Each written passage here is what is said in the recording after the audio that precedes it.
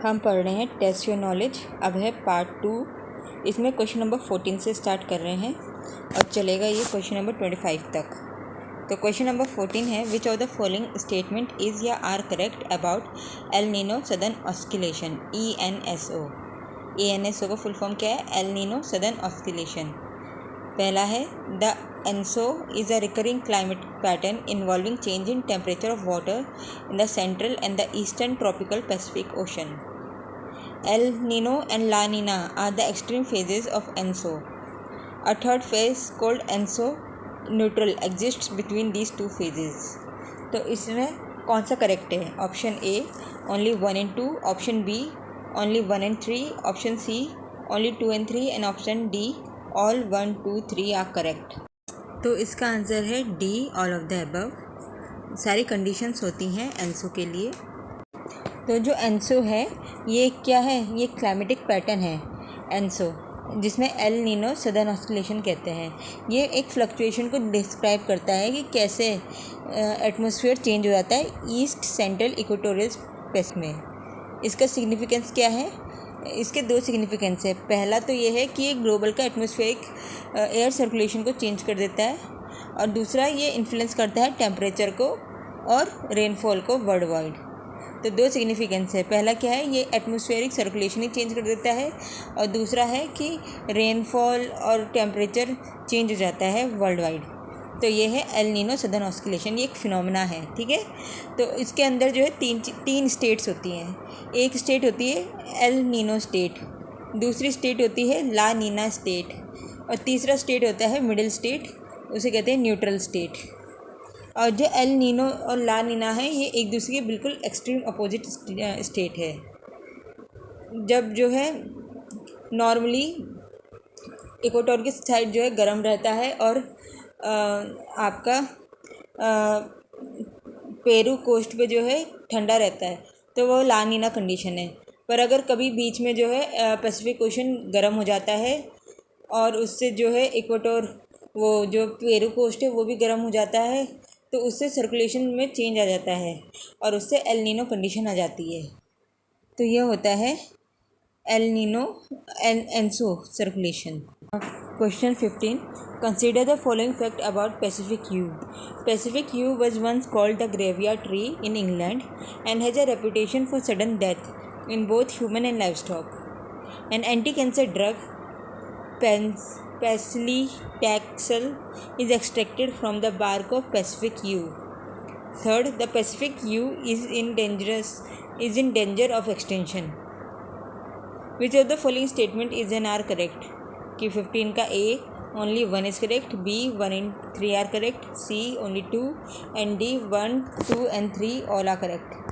तो इसका आंसर है डी, ऑल आर करेक्ट। तो जो ये पैसिफिक यू है इसे ग्रेवियर ट्री या ट्री ऑफ डेथ भी कहते हैं, और ये इंग्लैंड में पाया जाता है, और इसे खाने से ह्यूमन और लाइव स्टॉक की जो है सडन डेथ हो जाती है। और पैसिफिक यू का जो है एक्सट्रैक्शन होता है फॉर एंटी कैंसर ड्रग, जिसका नाम है पैसिलिटैक्सल। क्या नाम है इसका? पैसिलिटैक्सल। तो इससे एंटी कैंसर ड्रग बनता है, और पैसिफिक यू आजकल जो है डेंजर में है ऑफ एक्सटिंक्शन। अब क्वेश्चन नंबर 16 है, which of the following agencies is या are involve in the development of state energy efficiency index?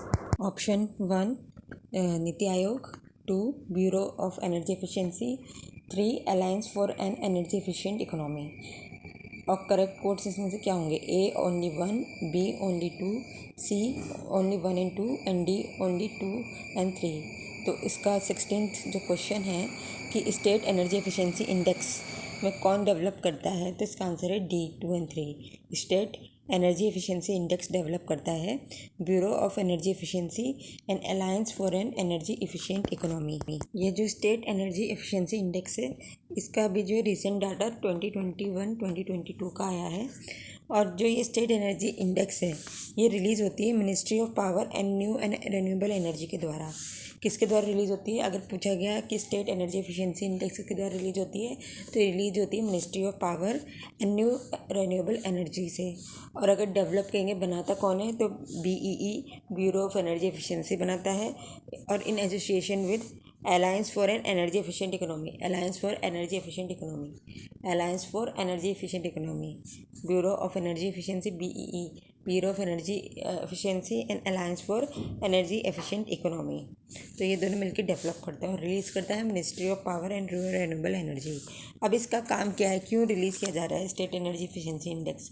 तो इसका काम होता है कि एनुअली असेस करना होता है progress of the states and union territories in energy efficiency, कि एनालाइज करना कि क्या प्रोग्रेस हुई है इन एनर्जी एफिशिएंसी। एनर्जी एफिशिएंसी का मतलब कहता है एनर्जी का सही यूटिलाइजेशन, जैसे कि एनर्जी सेविंग हो गया, रिडक्शन हो गया इन एमिशंस इंटेंसिटी, ये होता है एनर्जी एफिशिएंसी। और जो ये एनर्जी एफिशिएंसी मतलब भारत इसमें क्यों फोकस कर रहा है, तो उसके दो रीज़न है कि पहला तो वो अपना NDC गोल को अचीव करना चाहता है, जो कि कॉप पेरिस में जो हुआ था उसमें बोला था भारत ने कि हम अपना नेशनली डिटरमाइंड कंट्रीब्यूशन को कम करेंगे, तो और उसको बताएंगे मतलब कि कार्बन कितना एमिट हो रहा है उस चीज़ का। और सेकंड है कि भारत ने गोल है कि वो नेट जीरो इकोनॉमी बनेगा by 2070, very important. India has a goal of becoming net zero economy by 2070। Net zero economy का मतलब क्या है, कार्बन न्यूट्रलिटी, मतलब हम कार्बन का उत्सर्जन जो है बिल्कुल बंद कर देंगे बाय 2070। तो इन दो रीजंस के कारण जो है ये स्टेट एनर्जी एफिशिएंसी इंडेक्स हर साल आता है और इसमें जो है देखा जाता है कौन सा स्टेट जो है एनर्जी एफिशिएंट हुआ है, मतलब उसने अपनी एनर्जी सेविंग बढ़ाई है और साथ में अपनी एमिशंस की इंटेंसिटी को घटाई है। इसमें 50 इंडिकेटर्स होते हैं जिसके ऊपर मार्किंग होती है और 4 में जो है स्टेट्स को डिवाइड किया जाता है क्राइटेरियाज में। पहला होता है फ्रंट रनर जो हर चीज़ को बड़े अच्छे से कर रहे हैं, दूसरे अचीवर्स जो इस गोल को अचीव कर रहे हैं, फिर contender and last is aspirant. Front runner, achievers, contender, aspirants. Front runner में बहुत इंपॉर्टेंट है कौन है 2021-22 का, तो नंबर 1 पे है आंध्र प्रदेश, नंबर 2 पे है कर्नाटका, नंबर 3 पे है केरला, नंबर 4 पे है राजस्थान एंड नंबर 5 पे तेलंगाना। तो इसमें अगर नॉर्थ ईस्टर्न कंट्री सारी जो सदर्न कंट्रीज़ हैं, सदर्न स्टेट्स हैं भारत के जो कि टॉप में हैं, और सिर्फ एक राजस्थान, वेरी इंपॉर्टेंट, राजस्थान है नॉर्थ इंडियन कंट्री में जो कि नंबर 4 पे है। तो फ्रंट रनर में राजस्थान है नंबर 4 पे, फ्रंट रनर में राजस्थान है नंबर 4 पे और आंध्रा है नंबर 1 पे। Question number 17, the English, Italian and German refer to it as French disease. The French call it the Neapolitan disease and the Russian call it the Polish disease. What is it? A. Gonorrhea, B. syphilis, C. tuberculosis and D. schizophrenia. तो इसका answer है syphilis. Syphilis क्या है, ये एक sexually transmitted disease है जो कि एक बैक्टीरियल इन्फेक्शन के कारण होता है जो स्प्रेड होता है बाय सेक्सुअल कॉन्टैक्ट। ये डिजीज़ जो स्टार्ट होता है एज पेनलेस सोर और ये ज़्यादातर आपके कहाँ होगा, या तो रेक्टम में होगा या जेनिटिलिया के ऊपर होगा या फिर माउथ में होगा। और इसको कॉज करने वाला बैक्टीरिया कौन है, ट्रेपोनेमा पैलिडियम। बैक्टीरिया का नाम क्या है, ट्रेपोनेमा पैलिडियम। फिर से बैक्टीरिया का नाम क्या है, ट्रेपोनेमा पैलिडियम। स्टेज 1 में जो है रेश होता है, स्टेज 2 में जो है फुल बॉडी एक्सपोजर होता है रेश का, और 3 से 15 साल के एक्सपोजर के बाद हमारे इंटरनल ऑर्गन्स इफेक्ट हो जाते हैं। तो स्टेज 1 में क्या होगा कि जेनिटिलिया मुंह में सोर दिखेगा, स्टेज 2 में फुल बॉडी रेश दिखेगा और स्टेज 3 में आपका जो है इंटरनल ऑर्गन्स इफेक्ट होने लगेंगे। और सेक्सुअली ट्रांसमिटेड डिजीज़ है ये, हम देख सकते हैं कि कितने सारे सेक्सुअली ट्रांसमिटेड डिजीज़ हैं। इसमें गोनेरिया, सिफिलिस दो इंपॉर्टेंट सेक्सुअली ट्रांसमिटेड डिजीज़ हैं। Question 18, how many pairs given below are match correctly in relation to PM award for excellence in public administration. तो PM award for excellence in public administration की बात हो रही है, तो इनमें किन किन को जो है अवार्ड्स मिले हैं और कौन से सही है। तो पहला है आपका implementation of new age learning centre by Sunny K Singh, IAS है, डिप्टी कमिश्नर है ऑफ चांगलांग डिस्ट्रिक्ट, अरुणाचल प्रदेश। तो अरुणाचल प्रदेश के डिप्टी कमिश्नर हैं सनी के सिंह। इनको implementation of new age learning centres के लिए ये अवार्ड मिला है। दूसरा है प्रमोटिंग स्वच्छ जल थ्रू हर घर जल योजना, भव्य मित्तल, IAS है, ये मजिस्ट्रेट हैं, district magistrate at Bhuvanpur, Madhya Pradesh. तीसरा है promotion of quality education with an equitable and inclusive classroom environment through Samagra Shiksha अभियान, समग्र शिक्षा के अभिषेक आनंद हैं, IAS, UP से चित्रकूट। और उसके बाद है promoting Swachh Bharat through health and wellness centres, Ravi Patangshetty IAS है, डिप्टी कमिश्नर हैं आंध्र प्रदेश के। तो पूछा जा रहा है कि इनमें से कौन से पेयर ठीक हैं, तो इसका आंसर है D, all the pairs are correct. तो इसमें क्या है कि प्रधानमंत्री जो है अवार्ड ऑफ एक्सीलेंस देते हैं पब्लिक एडमिनिस्ट्रेटर्स को, कि जब वो जो है एक्सीलेंट वर्क करते हैं इन दियर फील्ड। तो 2023 के लिए जो है इन चारों को मिला है। एक है अरुणाचल प्रदेश के, इनका नाम है सनी के सिंह अरुणाचल प्रदेश से, for new age learning implementation centre के लिए, new age learning centre implementation के लिए इन्हें अवार्ड मिला है, मतलब एजुकेशन के लिए न्यू एज लर्निंग सेंटर। फिर दूसरी है भव्या मित्तल, ये मध्य प्रदेश से हैं, और ये हर घर योजना स्वच्छ जल को प्रमोशन करने के लिए, हर घर जल के अंदर, मतलब ये वाटर पहले वाले एजुकेशन के लिए मिला था, इनको भव्या मित्तल जी को जो है वाटर के लिए मिला है। और तीसरा है अभिषेक आनंद, चित्रकूट यूपी से, चित्रकूट यूपी, ये इंपॉर्टेंट है चित्रकूट यूपी, क्योंकि हमें यूपी का पेपर देना होता है। तो चित्रकूट यूपी के हैं अभिषेक आनंद, तो इनको समग्र शिक्षा के लिए, एजुकेशन क्वालिटी एजुकेशन के लिए मिला है, समग्र शिक्षा के लिए। अब दोनों के एजुकेशन में अलग है। जो सनी के सिंह है उन्होंने न्यू एज लर्निंग सेंटर बनाया था, और उन्हें समग्र शिक्षा के अंडर क्वालिटी एजुकेशन को प्रमोट करने के लिए मिला है इन्हें। फिर उसके बाद फाइनली है हेल्थ के लिए मिला है रवि पटनम, ये आंध्र प्रदेश से हैं, और इन्होंने स्वस्थ भारत के लिए जो है हेल्थ एंड वेलनेस सेंटर के लिए बनाया है। अब क्वेश्चन नंबर 19 है, which of the following statement is incorrect about voter verifiable paper audit trail. VVPAT कहते हैं इसे। वीवीपैट का फुल फॉर्म क्या है? Voter verifiable paper audit trail. इसमें कौन सा जो है स्टेटमेंट इनकरेक्ट है about voter verifiable paper audit trail का?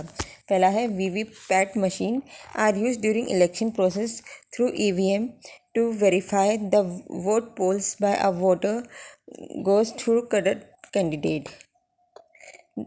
B. Supreme Court of India has directed the Election Commission in 2013 to introduce VVPAT in Lok Sabha elections of 2014.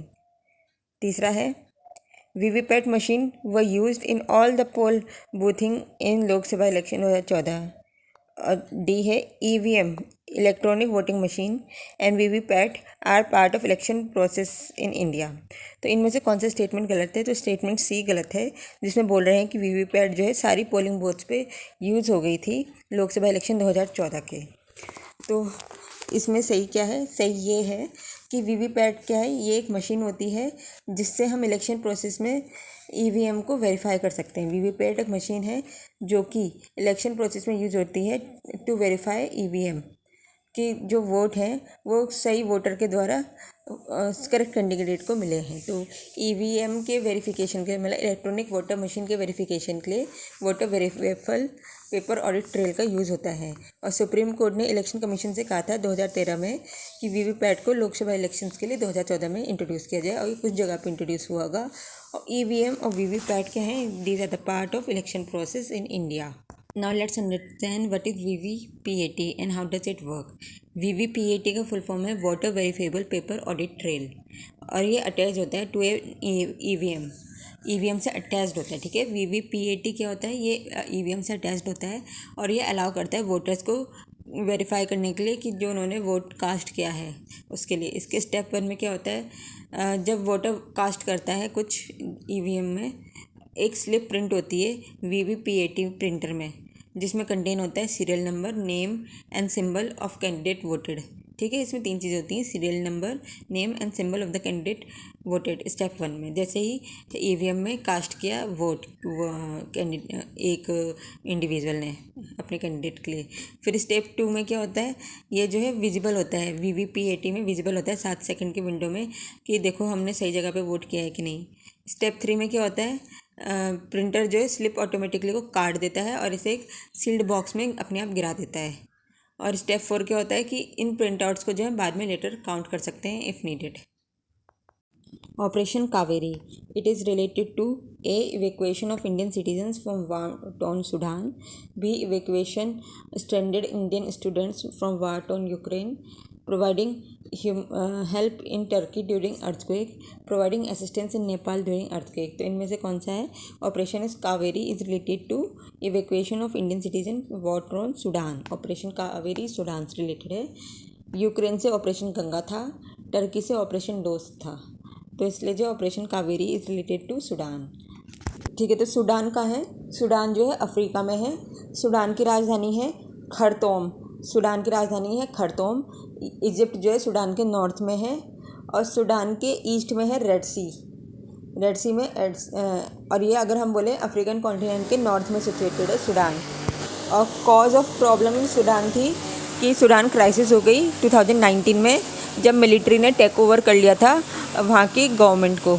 उस समय farmer जो प्रेसिडेंट थे 2019 में, उनको सीट से हटा दिया था। तब से लेके 2019 से लेके आज तक वहाँ पे जो है टेंशन चल रही है। इसके कारण सूडान क्राइसिस क्रिएट हो गए थे। ऑपरेशन कावेरी जो है INS सुमेध के द्वारा हुई थी 13 से 17 अप्रैल 2023 में। और इसमें जो है जितने भी स्ट्रैंडेड इंडियन थे सूडान में, उनको वहाँ पोर्ट से जो है जेड्डा पोर्ट से जो है रेस्क्यू किया गया। तो ये है ऑपरेशन कावेरी। ये 2023 में हुआ है, अप्रैल 2023। Very important. What is incorrect? Question number 21, what is incorrect statement? A. Diffusion in gases is very fast. B. Diffusion in liquid is slower than gases. C. Diffusion in solid is a very slow process. And D. Diffusion does not take place in solid at all. तो इसका जो incorrect है वो है D. Diffusion does not take place in solid at all.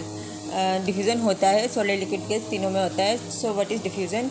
Diffusion क्या होता है? It is a movement of molecules from higher concentration zone to lower concentration zone where there is no utilisation of energy. वो अपने आप ही स्वतः ही जो है हायर कंसनट्रेशन से लोअर कंसनट्रेशन में पेनिट्रेट हो जाता है। जैसे ऑस्मोसिस होता है, ऑस्मोसिस में होता है ना, ये वाटर कैपिलरी मूवमेंट होता है जिसमें जो है अपने आप वाटर जो है ऊपर बढ़ने लगता है कॉलम में।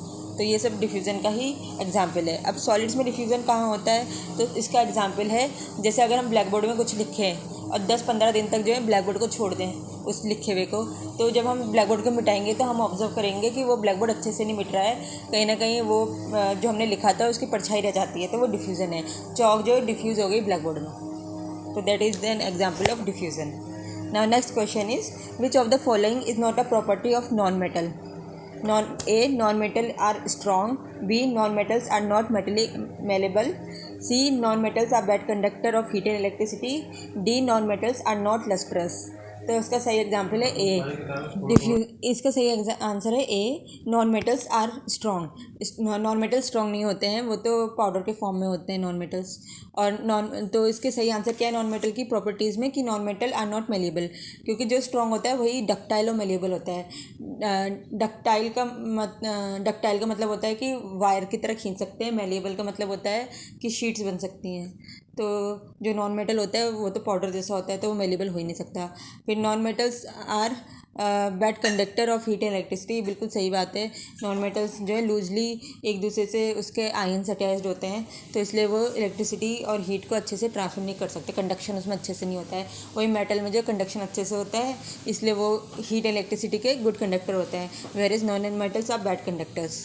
और non metal are not lustrous, ये गलत है। नॉन मेटल्स जो है लुस्ट्रस भी होते हैं। Example iodine is the example of lustrous non metal, और डायमंड भी एक एग्जाम्पल है लस्ट्रस नॉन मेटल का। और डायमंड जो है ना एक अपवाद है नॉन मेटल में, जो कि नॉन मेटल हार्ड है। मतलब diamond is the hardest element non on earth, जो कि नॉन मेटल है। नॉर्मली मेटल होते हैं हार्ड, तो डायमंड एक अपवाद है।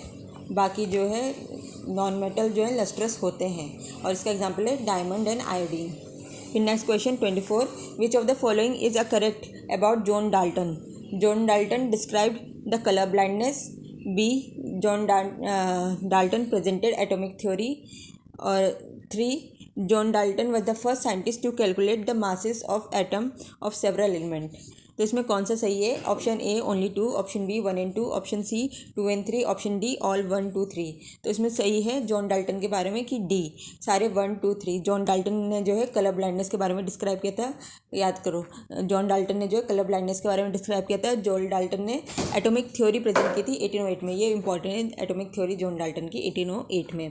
फिर जॉन डाल्टन ये पहले साइंटिस्ट थे जिन्होंने मासेस कैलकुलेट किए थे एटम्स के, सेवरल एलिमेंट के मासेस कैलकुलेट थे। तो तो जॉन डाल्टन जो है केमिस्ट्री में इन्वॉल्व है, इनका नाम एटॉमिक थ्योरी में और सेवरल मासेस के वेट को मेज़र करने के लिए। फिर क्वेश्चन नंबर 25 है, consider the following statement, hydrogen sulphide is a poisonous gas, second hydrogen sulphide gives a smell of rotten egg. कौन सा स्टेटमेंट सही है? Statement A only one, statement B only two, option C both 1 and 2 and option D neither 1 nor 2। कौन सा statement इसमें correct है? तो correct जो है दोनों ही स्टेटमेंट है ऑप्शन सी। हाइड्रोजन सल्फाइड क्या है? ये एक पॉइजनस गैस है और ये जो है रोटन एग की स्मेल देती है। What is the smell of rotten egg? It is a poisonous gas.